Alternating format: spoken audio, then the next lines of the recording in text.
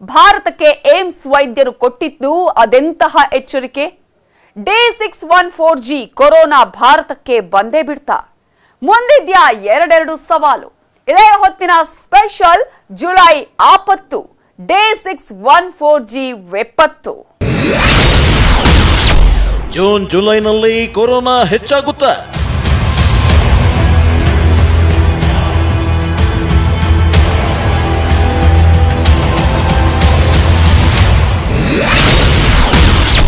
ಭಾರತಕ್ಕೆ ಏಮ್ಸ್ ವೈದ್ಯರು ಕೊಟ್ಟಿದ್ದು ಎಂಥ ಎಚ್ಚರಿಕೆ?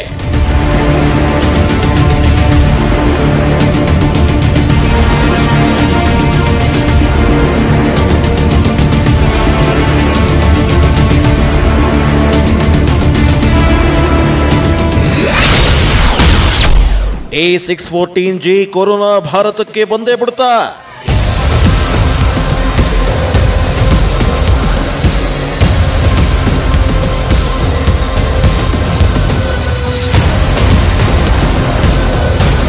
ಕೊರೋನಾದ ಅಸಲಿ ಸವಾಲು ಮುಂದಿದೆ ಅಂತ ತಜ್ಞರು ಎಚ್ಚರಿಸ್ತಿದ್ರು. ಆದರೆ ಅದು ಎಂಥ ಸವಾಲು, ಎಷ್ಟು ಭಯಂಕರ ಸವಾಲು ಅನ್ನೋದು ಮಾತ್ರ ಸಾಮಾನ್ಯ ಜನರಿಗೆ ಅರ್ಥವಾಗಲೇ ಇಲ್ಲ. ಈಗಲೂ ಅರ್ಥವಾಗ್ತಾನೂ ಇಲ್ಲ. ಹಾಗೊಂದು ವೇಳೆ ಕೊರೋನಾದ ಮುಂದಿನ ಆ ಅಸಲಿ ಸವಾಲು ಅರ್ಥವಾದ್ರೆ ಜನ ಕೊರೋನಾದ ಭೀಕರತೆಯ ಅರಿವನ್ನ ಸ್ವತಃ ಅರ್ಥಕೊಂಡಿದ್ರೆ ಹೀಗೆಲ್ಲ ಓಡಾಡ್ತಾನೂ ಇರಲಿಲ್ಲ. ಲಾಕ್ ಓಪನ್ ಆಯ್ತು ಅಂತ ನಿಯಮಗಳನ್ನ ಗಾಳಿಗೆ ತೂರಿ ಬೇಕಾಬಿಟ್ಟಿ ವರ್ತಿಸೋದಕ್ಕೆ ಮತ್ತೆ ಆರಂಭಿಸ್ತಾನೂ ಇರಲಿಲ್ಲ. ವೀಕ್ಷಕರೇ, ಒಂದಂತೂ ನೆನಪಿರ್ಲಿ, ಹೀಗೆ ಮುಂದುವರೆದ್ರೆ ಕೊರೋನಾ ಭಾರತವನ್ನ ಕಂಗೆಡಿಸೋ ದಿನಗಳು ಬಹಳ ದೂರವಿಲ್ಲ. ಯಾಕಂದ್ರೆ ಭಾರತಕ್ಕೂ ಕಾಲಿಟ್ಟಿದೆ ವಿಶ್ವದ ನಾನಾ ದೇಶಗಳನ್ನ ಕಂಗೆಡಿಸಿರೋ D614G.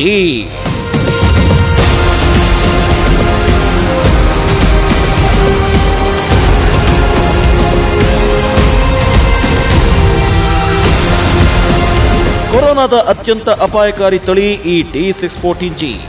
ವಿಶ್ವದ ಬಹುತೇಕ ದೇಶಗಳಲ್ಲಿ ಕೊರೋನಾ ರಣವೇಗದಲ್ಲಿ ಹರಡೋದಕ್ಕೆ ಕಾರಣ ಮತ್ತು ಅತಿ ಹೆಚ್ಚಿನ ಸಾವು ಸಂಭವಿಸೋದಕ್ಕೆ ಕಾರಣವಾದ ಕೊರೋನಾದ ಡೆಡ್ಲಿ ತಳಿ ಅಂದ್ರೆ ಅದು ಒನ್ ಅಂಡ್ ಓನ್ಲಿ D614G. ಜಗತ್ತಿನ ತಜ್ಞರು ಗುರುತಿಸಿದ ಕೊರೋನಾದ ಸರಿಸುಮಾರು 200 ತಳಿಗಳಲ್ಲಿ ಈ ಡೇಂಜರಸ್ ತಳಿಗೆ ಡೆಡ್ಲಿ ಟಾಪ್ 1 ಸ್ಥಾನ ನೀಡಲಾಗಿದೆ.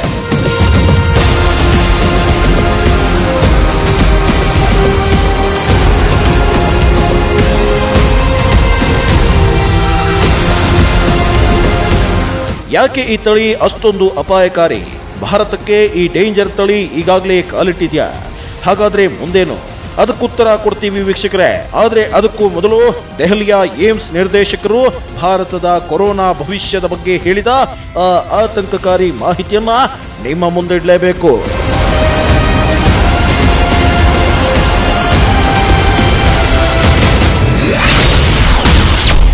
ಮುಂದಿನ 2 ತಿಂಗಳು ಆರ್ಭಟಿಸುತ್ತಾ ಕೊರೋನಾ. ಒಂದ್ ಕಡೆ ಭಾರತಕ್ಕೆ ಕೊರೋನಾದ ಅಪಾಯಕಾರಿ ತಳಿಯೊಂದೇ ಗುರುತಿಸಲಾದ D614G ಬಗ್ಗೆ ಆತಂಕ ಶುರುವಾಗಿದ್ರೆ, ಇದರ ಬೆನ್ನಲ್ಲೇ ಮತ್ತೊಂದು ಆಘಾತಕಾರಿ ಮಾಹಿತಿ ಹೊರಹಾಕಿದ್ದಾರೆ ದೆಹಲಿಯ ಏಮ್ಸ್ ವೈದ್ಯರು. ಅದೇನೆಂದ್ರೆ, ಮುಂದಿನ 2 ತಿಂಗಳಲ್ಲಿ ಭಾರತದಲ್ಲಿ ಕೊರೋನಾ ಸೋಂಕಿತರ ಸಂಖ್ಯೆ ಉತ್ತುಂಗಕ್ಕೆ ಏರಲಿದೆ ಅಂದಿದ್ದಾರೆ ರಾಜಧಾನಿ ದೆಹಲಿಯ ಏಮ್ಸ್ ಆಸ್ಪತ್ರೆ ನಿರ್ದೇಶಕ ಡಾಕ್ಟರ್ ರಣದೀಪ್ ಗುಲೇರಿಯಾ. ಈಗಿನ ಕೊರೋನಾ ವೈರಸ್ ಸೋಂಕಿನ ಸ್ಥಿತಿಗತಿ ಮತ್ತು ಸೋಂಕು ಏರ್ತಿರೋ ಪ್ರಮಾಣ ಮತ್ತು ಲಾಕ್ಡೌನ್ ಸಡಿಲಿಕೆಯನ್ನ ಗಮನಿಸಿ ರಣದೀಪ್ ಗುಲೇರಿಯಾ ಇಂತಹದೊಂದು ಆತಂಕವನ್ನ ವ್ಯಕ್ತಪಡಿಸುತ್ತಿದ್ದಾರೆ.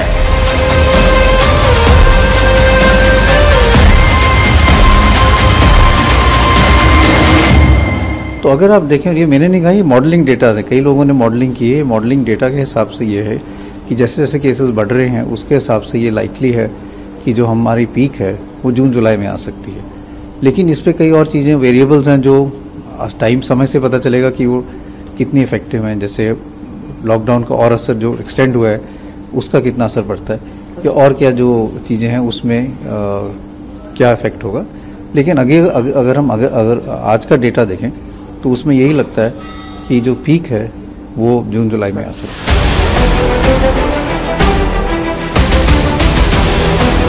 यस, ಕೇಳಿದ್ರಲ್ಲ, ಕೊರೋನಾ ವೈರಸ್ ಸೋಂಕಿನ ಪ್ರಮಾಣ ಇದೇ ರೀತಿ ಏರ್ತಾ ಹೋದ್ರೆ ಮುಂದಿನ 2 ತಿಂಗಳಲ್ಲಿ ಭಾರತಕ್ಕೆ ಸಂಕಷ್ಟ ಎದುರಾಗುವ ಎಲ್ಲಾ ಸಾಧ್ಯತೆ ಇದೆ ಅಂತ ಏಮ್ಸ್ ನಿರ್ದೇಶಕ ಅಭಿಪ್ರಾಯ ವ್ಯಕ್ತಪಡಿಸಿದ್ದಾರೆ. ಅಷ್ಟಕ್ಕೂ ಈ ಒಂದು ಭೀತಿಯನ್ನ ಈ ವೈದ್ಯರು ವ್ಯಕ್ತಪಡಿಸೋಕೆ ಕಾರಣವಾಗಿದ್ದು ಕೇಂದ್ರ ಆರೋಗ್ಯ ಮತ್ತು ಕುಟುಂಬ ಕಲ್ಯಾಣ ಸಚಿವಾಲಯದ ಅಂಕಿಅಂಶಗಳೇ. ಹಾಗಾದ್ರೆ ಆ ಅಂಕಿಅಂಶಗಳು ಏನ್ ಹೇಳುತ್ತವೆ? ಗುಲೇರಿಯಾ ಹೇಳಿದಂತೆ ಸೋಂಕಿತರ ಸಂಖ್ಯೆ ಹೆಚ್ಚಾದ್ರೆ ಮುಂದಿನ 2 ತಿಂಗಳಲ್ಲಿ ಹೇಗಿರುತ್ತೆ ಪರಿಸ್ಥಿತಿ ಅನ್ನೋದನ್ನ ಹೇಳ್ತೀವಿ ಕೇಳಿ.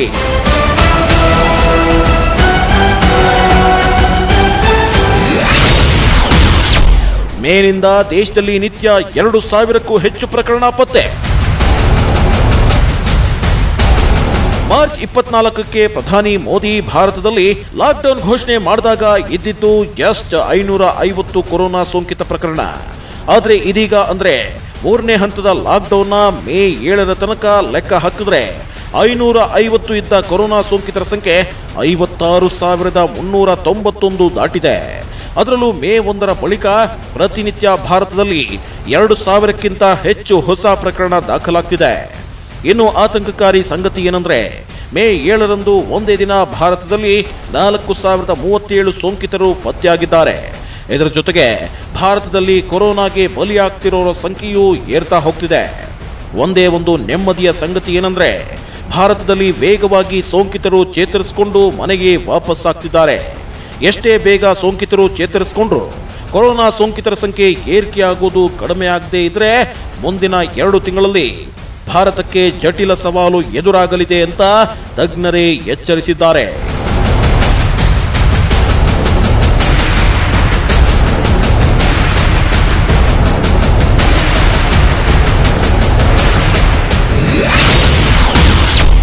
ಎರಡೇ ತಿಂಗಳು 10 ಲಕ್ಷ ಏರಿಕೆನಾ?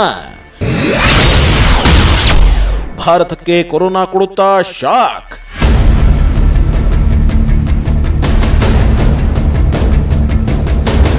ಭಾರತದಲ್ಲಿ ಕೊರೋನಾ ಮೊದಲ ಪ್ರಕರಣ ದಾಖಲಾಗಿದ್ದು ಜನವರಿ 30ಕ್ಕೆ. ಆದರೆ ಮೇ ತಿಂಗಳ ಮೊದಲ ವಾರದ ಹೊತ್ತಿಗೆ ದೇಶದಲ್ಲಿ ಕೊರೋನಾ ಸೋಂಕಿತರ ಸಂಖ್ಯೆ 50,000 ದಾಟಿದೆ. ಹಾಗೆ ನೋಡಿದ್ರೆ ಅಮೆರಿಕ, ಸ್ಪೇನ್ ಸೇರಿದಂತೆ ಇತರೆಲ್ಲ ದೇಶಗಳ ನರಕಕ್ಕೆ ಹೋಲಿಸಿದ್ರೆ ಭಾರತದ ಸಾಧನೆ ಏನು ಕಡಿಮೆ ಏನಲ್ಲ. ಒಂದ್ ವೇಳೆ ಪ್ರಧಾನಿ ಮೋದಿ ಮೇ 24ರಂದು ಇಡೀ ದೇಶಕ್ಕೆ ಲಾಕ್ಡೌನ್ ಘೋಷಿಸದೇ ಇದ್ದಿದ್ರೆ 137 ಕೋಟಿ ಜನಸಂಖ್ಯೆ ಇರೋ ಭಾರತದಲ್ಲಿ ಇದೀಗ ಅದೆಂಥ ಪರಿಸ್ಥಿತಿ ಇರ್ತಿತ್ತೋ ಊಹಿಸೋದು ಕಷ್ಟ. ಮೋದಿ ತೆಗೆದುಕೊಂಡ ಆ ನಿರ್ಧಾರ ಭಾರತದಲ್ಲಿ ಕೊರೋನಾ ಹರಡೋದನ್ನ ಬಹುತೇಕ ಮಟ್ಟಿಗೆ ನಿಯಂತ್ರಿಸಿದೆ ನಿಜ. ಆದ್ರೆ ಈಗ ಕೊಟ್ಟಿರೋ ಲಾಕ್ಡೌನ್ ಸಡಿಲಿಕೆ ಜನರು ಇನ್ನೂ ಕೊರೋನಾ ಬಗ್ಗೆ ತೆಗೆದುಕೊಳ್ಳದ ಎಚ್ಚರಿಕೆಯ ಫಲಿತಾಂಶ ಇನ್ನೆರಡೇ ತಿಂಗಳಲ್ಲಿ ಗೋಚರವಾಗುವ ಸಾಧ್ಯತೆ ಇದೆ ಅಂತಿದ್ದಾರೆ ತಜ್ಞರು. ಒಂದಷ್ಟು ತಜ್ಞರ ಪ್ರಕಾರ ಭಾರತದಲ್ಲಿ ಇನ್ನೆರಡು ತಿಂಗಳಲ್ಲಿ ಸುಮಾರು 10 ಲಕ್ಷಕ್ಕೆ ಸೋಂಕಿತರು ಏರಿಕೆಯಾಗುವ ಸಾಧ್ಯತೆ ಇದೆ ಎನ್ನಲಾಗಿದೆ.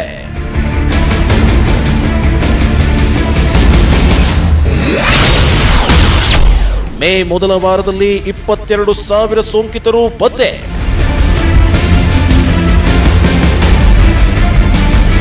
ಎರಡು ತಿಂಗಳಲ್ಲಿ ಕೊರೋನಾ ಸೋಂಕು ಸ್ಫೋಟವಾಗಬಹುದು ಅನ್ನೋ ಆತಂಕಕಾರಿ ಮಾಹಿತಿಯನ್ನ ತಜ್ಞರು ಹೊರಹಾಕೋದಿಕ್ಕೂ ನಿಖರ ಕಾರಣವಿದೆ. ಆ ಕಾರಣ ಏನಂದ್ರೆ ಮೇ 1ರ ಬಳಿಕದ ಒಂದು ವಾರದಲ್ಲಿ ಭಾರತದಲ್ಲಿ 22,000 ಕೊರೋನಾ ಸೋಂಕಿತರು ಪತ್ತೆಯಾಗಿರೋದು. ಇದೇ ವೇಗದಲ್ಲಿ ಭಾರತದಲ್ಲಿ ಕೊರೋನಾ ಸೋಂಕಿತರ ಸಂಖ್ಯೆ ಏರ್ತಾ ಹೋದ್ರೆ ಇನ್ನೆರಡು ತಿಂಗಳಲ್ಲಿ 10 ಲಕ್ಷಕ್ಕೆ ಸೋಂಕಿತರ ಸಂಖ್ಯೆ ಏರಿದ್ರೂ ಅಚ್ಚರಿಲ್ಲ ಅಂತ ವೈದ್ಯರೇ ಆತಂಕ ವ್ಯಕ್ತಪಡಿಸ್ತಾ ಇದ್ದಾರೆ. ಹಾಗಾದ್ರೆ ಯಾವ್ಯಾವ ರಾಜ್ಯಗಳಿಂದ ಮುಂದಿನ ದಿನಗಳಲ್ಲಿ ಅತ್ಯಂತ ಆತಂಕದ ಪರಿಸ್ಥಿತಿ ಎದುರಾಗಬಹುದು? ಕರ್ನಾಟಕದ ಕೊರೋನಾ ಭವಿಷ್ಯದ ಬಗ್ಗೆ ತಜ್ಞರು ಹೇಳಿದ್ದೇನೋ? ಈ ಬಗ್ಗೆ ಸಂಪೂರ್ಣ ಮಾಹಿತಿ ಕೊಡ್ತೀವಿ. ಆದ್ರೆ ಅದಕ್ಕೂ ಮತ್ತೊಂದು ಆತಂಕಕಾರಿ ಮಾಹಿತಿಯನ್ನ ನಿಮ್ಮ ಮುಂದೆ ಇಡಲೇಬೇಕು. ಅದೇನೆಂದ್ರೆ ಕೊರೋನಾ ಮುಂದಿನ ದಿನಗಳಲ್ಲಿ ಭಾರತಕ್ಕೆ ಮತ್ತಷ್ಟು ಅಪಾಯಕಾರಿಯಾಗಿ ಪರಿಣಮಿಸಲಿದೆ ಅಂತ ವಿದೇಶಿ ತಜ್ಞರು ನೀಡಿರೋ ಎಚ್ಚರಿಕೆ. ಹೀಗೆ ಜಗತ್ತಿನ ತಜ್ಞರು ಭಾರತವನ್ನ ಎಚ್ಚರಿಸೋಕೆ ಕಾರಣವಾಗಿದ್ದು ಕೊರೋನಾದ ಆ ಡೆಡ್ಲಿ D614G ತಳಿ.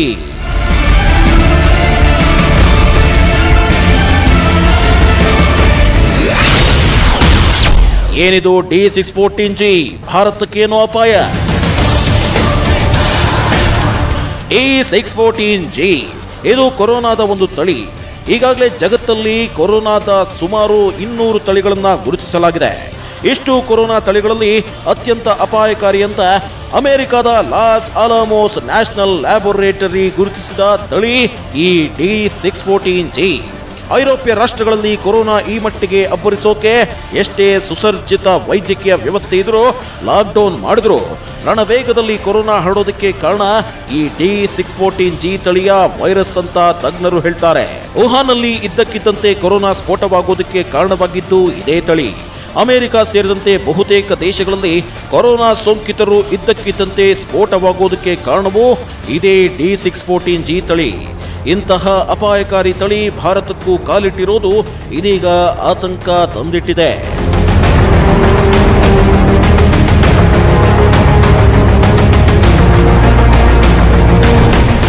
ಭಾರತದಲ್ಲಿ ಈಗಾಗಲೇ ಕೊರೋನಾದ ಸುಮಾರು 82 ತಳಿಗಳಿವೆ. ಹೌದು, ಭಾರತದಲ್ಲಿ ಒಂದಲ್ಲ ಎರಡಲ್ಲ ಸುಮಾರು 82 ಕೊರೋನಾ ತಳಿಗಳು ಸ್ಪ್ರೆಡ್ ಆಗ್ತಿವೆ. ಹೀಗಂತ ಹೇಳಿರುವುದು Commonwealth scientific and industrial research organisation ಆಸ್ಟ್ರೇಲಿಯಾದಲ್ಲಿ ಕೆಲಸ ಮಾಡ್ತಿರೋ ಭಾರತೀಯ ಮೂಲದ ಪ್ರೊಫೆಸರ್ SS ವಾಸನ್. ಆದರೆ ಜಗತ್ತಲ್ಲೇ ಅತಿ ಅಪಾಯಕಾರಿ ಅಂತ ಪರಿಗಣಿಸಿರೋ D614G ತಳಿ ಇನ್ನೂ ದೊಡ್ಡ ಮಟ್ಟದಲ್ಲಿ ಸ್ಪ್ರೆಡ್ ಆಗಿಲ್ಲ. ಹಾಗೊಂದು ವೇಳೆ ಈ ತಳಿ ಹೆಚ್ಚೆಚ್ಚು ಸ್ಪ್ರೆಡ್ ಆದರೆ ಭಾರತದಲ್ಲಿ ಮಹಾ ಸವಾಲು ಎದುರಾಗಲಿದೆ ಅಂತ ಆತಂಕ ವ್ಯಕ್ತಪಡಿಸುತ್ತಾರೆ SS ವಾಸನ್.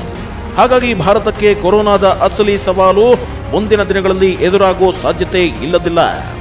ಅದರಲ್ಲೂ ಹೀಗೆ ಲಾಕ್ಡೌನ್ ನಿಯಮ ಮೀರಿದ್ರೆ ಈ D614G ಕೊರೋನಾ ತಳಿಗಳು ಅದ್ಯಾವ ಮಟ್ಟಕ್ಕೆ ಅನಾಹುತ ಮಾಡಬಹುದೋ ಅಂದಾಜಿಸೋದು ಕಷ್ಟ ಅನ್ನೋದು ತಜ್ಞರ ಅಭಿಪ್ರಾಯ.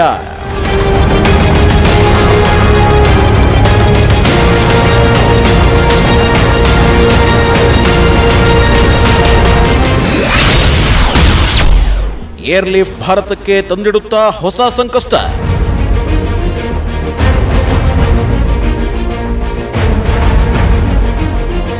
ಸದ್ಯಕ್ಕೆ ಈ D614G ತಳಿ ಸ್ಪ್ರೆಡ್ ಆಗ್ತಿರೋದು ವುಹಾನ್, ಮೆಕ್ಸಿಕೋ, ಬ್ರೆಜಿಲ್, ಯುರೋಪ್ ಮೂಲದಿಂದ. ಹೌದು, D614G ಅನ್ನೋ ಕೊರೋನಾ ತಳಿ ಈ ದೇಶಗಳಿಂದಾನೇ ಜಗತ್ತಿಗೆ ಸ್ಪ್ರೆಡ್ ಆಗ್ತಿದೆ. ಅಮೆರಿಕಕ್ಕೆ ಈ ಡೇಂಜರಸ್ ಕೊರೋನಾ ತಳಿ ವುಹಾನ್, ಮೆಕ್ಸಿಕೋ, ಬ್ರೆಜಿಲ್, ಯುರೋಪ್ನಿಂದ ಬಂದವರಿಂದಲೇ ಸ್ಪ್ರೆಡ್ ಆಗಿದೆ ಅನ್ನೋ ಮಾಹಿತಿ ಇದೆ. ಹಾಗಾಗಿ ಭಾರತಕ್ಕೆ ಮುಂದಿನ ದಿನಗಳಲ್ಲಿ ಆತಂಕವಿದ್ದೇ ಇದೆ. ಯಾಕಂದ್ರೆ ವಿದೇಶದಲ್ಲಿರೋ ಭಾರತೀಯರನ್ನ ಏರ್ಲಿಫ್ಟ್ ಮಾಡೋ ಕೆಲಸ ಆರಂಭವಾಗಿದೆ. ಬಂದವರನ್ನ ಕ್ವಾರಂಟೈನ್ನಲ್ಲಿಟ್ಟು ನೆಗೆಟಿವ್ ವರದಿ ಬಂದ ಬಳಿಕವಷ್ಟೇ ಮನೆಗೆ ಕಳಿಸಲಾಗ್ತಿದೆ ಅಂತ ಹೇಳಲಾಗ್ತಿದ್ರು.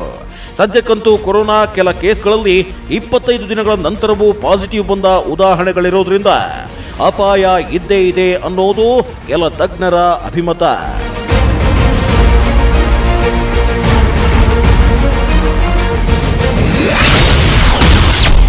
ಜಗತ್ತಿಗೆ ಕಂಟಕವಾಗಿದ್ದೇಕೆ D614G ತಳಿ?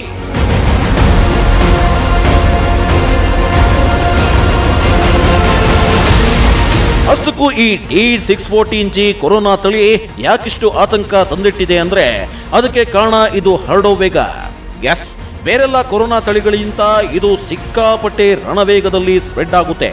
ಮತ್ತು ಈ ಕೊರೋನಾದ D614G ತಳಿ ದೇಹ ಸೇರಿದ್ರೆ ರೋಗಿಗೆ COVID-19 ರೋಗ ಹೆಚ್ಚು ಅಪಾಯಕಾರಿಯಾಗಿ ಪರಿಣಮಿಸುತ್ತೆ.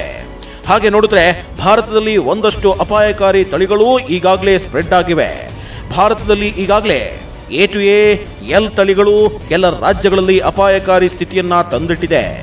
ಪಶ್ಚಿಮ ಬಂಗಾಳದಲ್ಲಿ ಈ ಹಿಂದೆ 3636 ಮಂದಿಗೆ ನಡೆಸಿದ್ದ ಈ ಟೆಸ್ಟ್ನಲ್ಲಿ 1848 ಜನರಲ್ಲಿ A to A ವೈರಸ್ ಇರೋದು ಕಂಡು ಬಂದಿತ್ತು. ಭಾರತದ 35 ಮಂದಿಗೆ RNA ಪರೀಕ್ಷೆ ನಡೆಸಲಾಗಿತ್ತು. ಅದರಲ್ಲಿ ಸುಮಾರು 16 ಮಂದಿಗೆ A to A ವೈರಸ್ ಇರೋದು ದೃಢವಾಯಿತು. ಅಷ್ಟೇ ಅಲ್ಲ, ಭಾರತದಲ್ಲಿ 47% ಮಂದಿಯಲ್ಲಿ ಈ ವೈರಸ್ ಇರೋದು ಪತ್ತೆಯಾಯಿತು.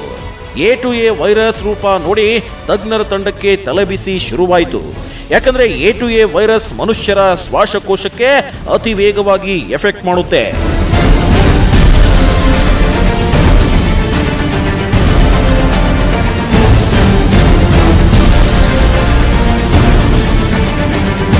ಇನ್ನು ಮಹಾರಾಷ್ಟ್ರ ಮತ್ತು ಗುಜರಾತ್ನಲ್ಲಿ ಸೋಂಕು ಅತಿ ವೇಗವಾಗಿ ಮತ್ತು ಅತ್ಯಂತ ಹೆಚ್ಚಿನ ಸಾವಿಗೆ ಕಾರಣವಾಗ್ತಿರೋದು ಯಾಕೆ ಅಂತ ಸಂಶೋಧನೆ ಮಾಡೋಕೆ ಹೋದಾಗ ಇಲ್ಲಿ L ತಳಿಯ ಕೊರೋನಾ ವೈರಸ್ ಹರಡಿರೋದು ಪತ್ತೆಯಾಗಿತ್ತು. ಎಲ್ ತಳಿಯ ವೈರಸ್ ಕೂಡ ಅತ್ಯಂತ ವೇಗವಾಗಿ ಮತ್ತು ಸೋಂಕಿತರಿಗೆ ಹೆಚ್ಚು ಅಪಾಯಕಾರಿಯಾಗಿ ಪರಿಣಮಿಸುತ್ತೆ. ಈ ಬಗ್ಗೆ ಭಾರತದಲ್ಲಿ ಇನ್ನೂ ಹೆಚ್ಚಿನ ಸಂಶೋಧನೆ ನಡೆಯುತ್ತಿದೆ. ಹೀಗೆ ದೇಶಕ್ಕೆ ಈಗಾಗಲೇ ನಾನಾ ಬಗೆಯ ತಳಿಯ ಅಪಾಯ ಇರುವಾಗಲೇ D614G ತಳಿ ಭಾರತಕ್ಕೆ ಹೆಚ್ಚಾಗಿ ಕಾಡಬಹುದು ಅಂತ ತಜ್ಞರು ಎಚ್ಚರಿಸಿದ್ದಾರೆ.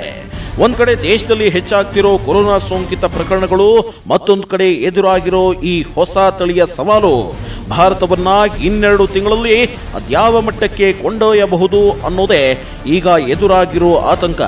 ಅದರಲ್ಲೂ ನಿರ್ದಿಷ್ಟ ರಾಜ್ಯಗಳಿಗೆ ಕೊರೋನಾ ಇನ್ನೆರಡೇ ತಿಂಗಳಲ್ಲಿ ಮಹಾ ಆಘಾತ ನೀಡಲಿದೆ ಅಂತ ಹೇಳಲಾಗ್ತಿದೆ. ಹಾಗಾದ್ರೆ ಆ ಆತಂಕ ಎದುರಿಸ್ತಿರೋ ರಾಜ್ಯಗಳ ಸಾಲಲ್ಲಿ ಕರ್ನಾಟಕ ಇದೆಯಾ? ಮುಂದಿನ 2 ತಿಂಗಳು ಭಾರತಕ್ಕೆ ಅಸಲಿ ಕೊರೋನಾ ಸವಾಲು ಎದುರಾಗಬಹುದು ಅಂತ ಏಮ್ಸ್ ನಿರ್ದೇಶಕರು ಎಚ್ಚರಿಕೆ ಕೊಟ್ಟಿದ್ದಾರೆ. ಹಾಗಾದ್ರೆ ಯಾವ್ಯಾವ ರಾಜ್ಯಗಳಿಗಿದೆ ಕೊರೋನಾ ಸ್ಫೋಟದ ಆತಂಕ? ಕರ್ನಾಟಕಕ್ಕೂ ಇದೆಯಾ ಆ ಭಯ? ಆ ಕಂಪ್ಲೀಟ್ ಮಾಹಿತಿಯನ್ನ ನಿಮ್ಮ ಮುಂದೆ ಇಡ್ತಾ ಇದ್ದೀವಿ, ನೋಡ್ಕೊಂಡ್ ಬನ್ನಿ. ಪಂಜಾಬ್, ಹರಿಯಾಣ, ಪಶ್ಚಿಮ ಬಂಗಾಳಕ್ಕೆ ಆತಂಕ. ಸದ್ಯಕ್ಕೆ ಕಳೆದ 7 ದಿನ ಕೊರೋನಾ ಸೋಂಕಿತ ಪ್ರಕರಣಗಳನ್ನ ನೋಡಿದ್ರೆ ಪಂಜಾಬ್, ಹರಿಯಾಣ, ಪಶ್ಚಿಮ ಬಂಗಾಳದ ಸ್ಥಿತಿ ಜಟಿಲವಾಗಿದೆ. ಅದರಲ್ಲೂ ಪಂಜಾಬ್ನಲ್ಲಿ ಕನಿಷ್ಠ ದಿನದಲ್ಲಿ ಶರವೇಗದಲ್ಲಿ ಕೊರೋನಾ ಹರಡುತ್ತಿದೆ. ಏಪ್ರಿಲ್ 30ರಂದು ಪಂಜಾಬ್ನಲ್ಲಿ 357 ಕೊರೋನಾ ಸೋಂಕಿತ ಪ್ರಕರಣಗಳಿದ್ರೆ ಜಸ್ಟ್ ಮೇ 6ರಂದು ಈ ಸಂಖ್ಯೆ 1451ಕ್ಕೆ ಏರಿಕೆಯಾಗಿದೆ. ಇನ್ನು ಪಂಜಾಬ್ ಪಕ್ಕದಲ್ಲೇ ಇರೋ ಹರಿಯಾಣ ಮತ್ತು ಚಂಡೀಗಢದಲ್ಲೂ ಕೊರೋನಾ ಸೋಂಕಿನ ಪ್ರಕರಣ ವೇಗವಾಗಿ ಹೆಚ್ಚಾಗ್ತಿದೆ. ಒಂದೇ ವಾರದಲ್ಲಿ ಹರಿಯಾಣದ ಕೊರೋನಾ ಪ್ರಕರಣದ ಸಂಖ್ಯೆ 235ರಷ್ಟು ಏರಿಕೆಯಾಗಿದ್ರೆ ಚಂಡೀಗಢದಲ್ಲಿ ಒಂದೇ ವಾರದಲ್ಲಿ 115 ಸೋಂಕಿತರು ಪತ್ತೆಯಾಗಿದ್ದಾರೆ. ಇನ್ನು ಪಶ್ಚಿಮ ಬಂಗಾಳದಲ್ಲಿ ಕೇವಲ ಒಂದು ವಾರಕ್ಕೆ 549 ಕೊರೋನಾ ಕೇಸ್ಗಳು ಪತ್ತೆಯಾಗಿವೆ. ಆದರೆ ಅಪಾಯದಲ್ಲಿರೋದು ಕೇವಲ 3 ರಾಜ್ಯಗಳಷ್ಟೇ ಅಲ್ಲ. ಆ ಲಿಸ್ಟ್ನಲ್ಲಿ ಮತ್ತೊಂದಷ್ಟು ರಾಜ್ಯಗಳು ಇವೆ ನೋಡಿ.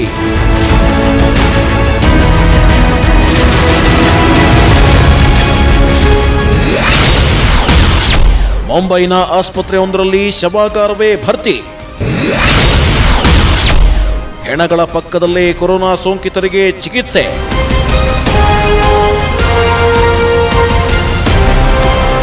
ಭಾರತದಲ್ಲಿ ಇನ್ನೂ ಕೊರೋನಾ ಸೋಂಕು ಸಮುದಾಯ ಮಟ್ಟಕ್ಕೆ ವ್ಯಾಪಿಸಿಲ್ಲ. ಆಗಲೇ ಮುಂಬೈನಿಂದ ಆಘಾತಕಾರಿ ಮಾಹಿತಿ ಹೊರಬಿದ್ದಿದೆ. ದೇಶದಲ್ಲಿ ಅತಿ ಹೆಚ್ಚು ಕೊರೋನಾ ಸೋಂಕಿತರಿರೋ ಮುಂಬೈ ನಗರದ ಸಯಾನ್ ಆಸ್ಪತ್ರೆಯ ಕೊರೋನಾ ವಿಭಾಗದಲ್ಲಿ ಮೃತದೇಹಗಳ ಪಕ್ಕದಲ್ಲೇ ಸೋಂಕಿತರಿಗೆ ಚಿಕಿತ್ಸೆ ನೀಡುತ್ತಿರೋ ವಿಡಿಯೋ ವೈರಲ್ ಆಗಿದೆ.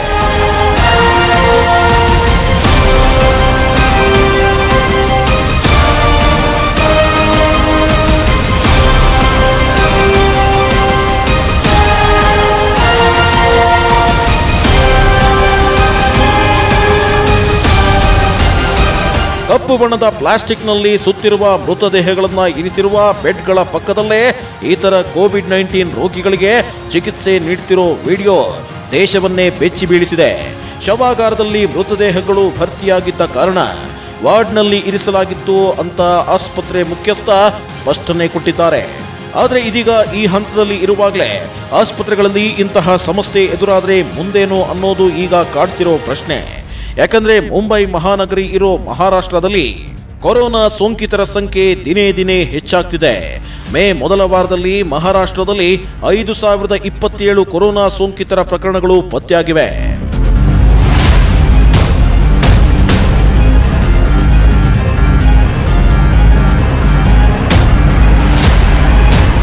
ಏನು ತಮಿಳುನಾಡಿನಲ್ಲಿ ಮೇ ಮೊದಲ ವಾರದಲ್ಲಿ 1735 ಕೊರೋನಾ ಸೋಂಕಿತ ಪ್ರಕರಣಗಳು ಪತ್ತೆಯಾಗಿದ್ರೆ ಗುಜರಾತ್ನಲ್ಲಿ ಮೇ ಮೊದಲ ವಾರ ಪತ್ತೆಯಾಗಿದ್ದು ಬರೋಬ್ಬರಿ 1850 ಸೋಂಕಿತರು.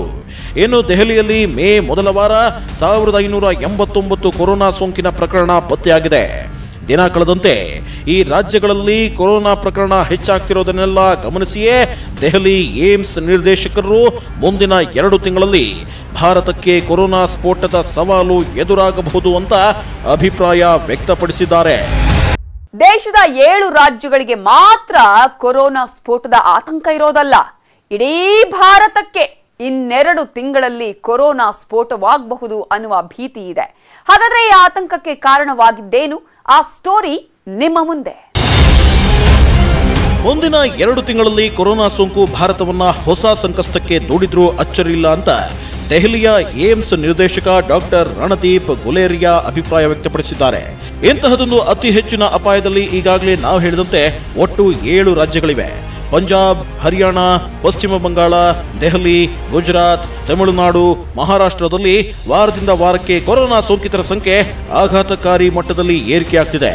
ಹೀಗಾಗಿ ಈ ರಾಜ್ಯಗಳು ಮುಂದಿನ 2 ತಿಂಗಳಲ್ಲಿ ಸಂಕಷ್ಟಕ್ಕೆ ತುತ್ತಾಗಬಹುದು ಅಂತ ಹೇಳಲಾಗ್ತಿದೆ. ಹಾಗಂತ ಕರ್ನಾಟಕ ಸೇರಿದಂತೆ ಇನ್ನುಳಿದ ರಾಜ್ಯಗಳೇನು ಅಪಾಯದಿಂದ ಪಾರಾಗಿಲ್ಲ. ಅದರಲ್ಲೂ ಕರ್ನಾಟಕದಲ್ಲಿ ಹೊಸ ಸೋಂಕಿತರು ಪತ್ತೆ ಆಗ್ತಾನೆ ಇದ್ದಾರೆ.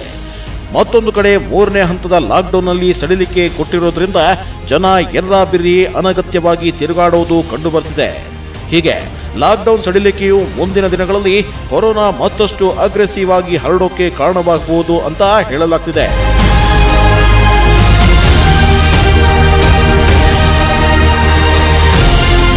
ಇನ್ನೊಂದು ಕಡೆ 3ನೇ ಹಂತದ ಲಾಕ್ಡೌನ್ ಬಳಿಕ ಕಾರ್ಮಿಕರು ಮರುವಲಸೆ ಆರಂಭಿಸಿದ್ದಾರೆ. ನಗರದಲ್ಲಿದ್ದ ಕಾರ್ಮಿಕರನ್ನ ವಿಶೇಷ ರೈಲು ಮತ್ತು ಬಸ್ಗಳ ಮೂಲಕ ಊರಿಗೆ ಕಳಿಸಲಾಗ್ತಿದೆ. ಹೀಗೆ ಕೋಟ್ಯಾಂತರ ಕಾರ್ಮಿಕರು ಮತ್ತೆ ನಗರದಿಂದ ಹಳ್ಳಿಗೆ ಮರಳಿರೋದು ಕೂಡ ಉತ್ತಮ ಬೆಳವಣಿಗೆ ಏನಲ್ಲ. ಹೀಗಾಗಿ ಮತ್ತೆ ಕಟ್ಟುನಿಟ್ಟಿನ ಲಾಕ್ಡೌನ್, ಹಾಟ್ಸ್ಪಾಟ್ಗಳಲ್ಲಿ ಕಟ್ಟೆಚ್ಚರ ವಹಿಸಿ ಬಿಗಿ ಬಂದ್ ಮಾಡದಿದ್ರೆ ಮುಂದಿನ 2 ತಿಂಗಳಲ್ಲಿ ಕೊರೋನಾ ಸ್ಫೋಟ ಭಾರತದಲ್ಲೂ ಆಗಬಹುದು. ನಂತರ ಮತ್ತೆ ಕೊರೋನಾ ಸೋಂಕು ನಿಯಂತ್ರಣಕ್ಕೆ ಬರಬಹುದು ಅಂತ ಏಮ್ಸ್ ವೈದ್ಯರು ಹೇಳಿದ್ದಾರೆ. ಇವೆಲ್ಲದರ ಜೊತೆಗೆ ಜಗತ್ತಿನ ಅತಿ ಹೆಚ್ಚು ಅಪಾಯಕಾರಿಯಾಗಿ ಕಾಡಿರೋ D614G ತಳಿಯ ವ್ಯಾಪಕ ಹರಡುವಿಕೆಯ ಭೀತಿಯೂ ಭಾರತಕ್ಕಿದೆ ಅಂತ ವಿದೇಶಿ ತಜ್ಞರು ಎಚ್ಚರಿಸಿದ್ದಾರೆ. ಹಾಗಾಗಿ ಲಾಕ್ ಓಪನ್ ಆಗಿದ್ರೂ ಸಾಮಾಜಿಕ ಅಂತರ ಪಾಲಿಸೋದನ್ನ ಮಾತ್ರ ಮರೆಯುವಂತಿಲ್ಲ.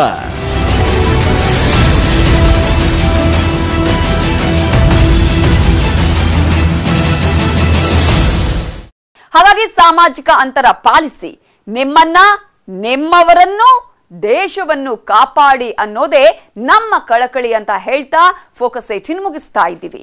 ನೋಡ್ತಾ ಇರಿ ನ್ಯೂಸ್ 18 ಕನ್ನಡ. ಜಾಲ ನಮ್ಮದು, ಬಲ ನಿಮ್ಮದು.